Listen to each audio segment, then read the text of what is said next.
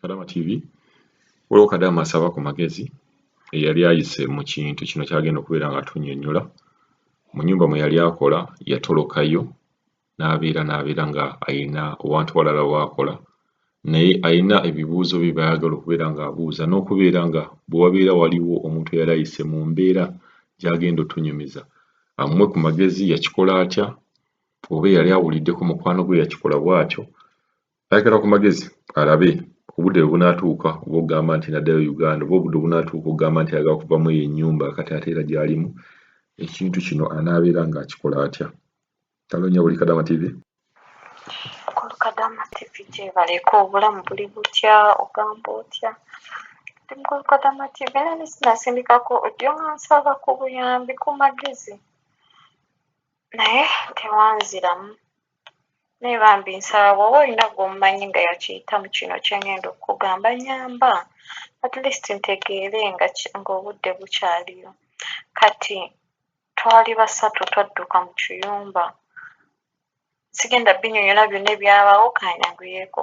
Kati bwe twaddukayo ne tufuna woofiisi, eyo woofiisi gye twafuna si ye yatuleeta, n'etufunira awalala ne tutandika okukola ffenna ne tuba distributinga in different homes ne tutandika okukola. Kati nga tuliyo ono omusajja wa woofiisi yatugamba ssente ze nnaabatundamu tujja kwogerezeganya ne mukama wammwe oli akansoringe visa zammwe. Tugamba kale naye si bwe kyali, naye lwakubeera twali twetaaga buyambi eri tebatusasula nga tukooyeyo ne tuvaayo n'atufunira awalala. Wano awalala we mbadde ndi omukazi yabagamba mwaŋŋamba omuwala bagenda kansoringa visa ye nga tebagikansoringa. Ko ye omukazi ne babeera nga bamubuzaabuza paka omukazi lwe yagamba naye ekizibu kye ekiriwo n'agenda mu sisitemu n'acekinga ne kaadi yange kuba passport ne kaadi yange byonna nali mbiyina, twajja nabyo twabibbayo. N'acekinga n'afuna ennamba n'abakubira.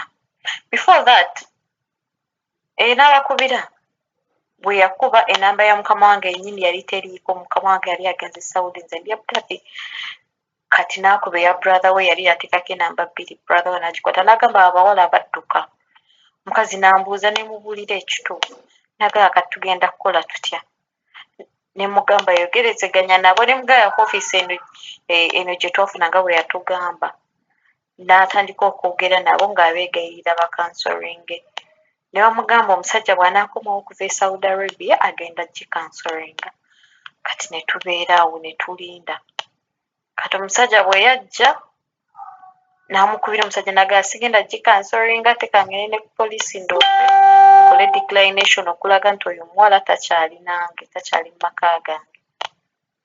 N'agenda era n'agikola. Kati ne babeera nga boogezeganya bagamba lwaki temukansoringa, ekyo ne kigguma.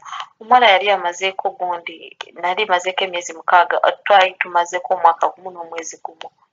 Agala garanti yali eweddeko mubikansoringa. Omukazi n'agamba obikansoringa mujja kutuwa $9,000,000. Ono n'amugamba $9,000,000 zaaki ze Uganda. Ko ye byonna by'amanyi nabimuyigiriza, nze nabimuyigiriza, so alina okuzimpa nkole ki nkansoringe.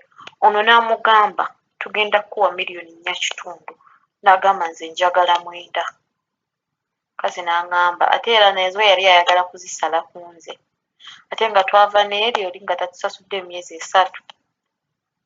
Omukazi n'agamba oyo katumuveeko okukola, contract yo bwe nnaagwako nga nkuta ofulume.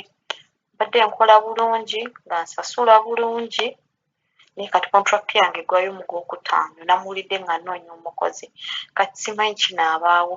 Ate woofiisi, obuzibu obwazze woofiisi gyennyini gye navaamu gye yandinzizaayo baabuggalawo, baakomawo ne Uganda, tebakyaliyo eno.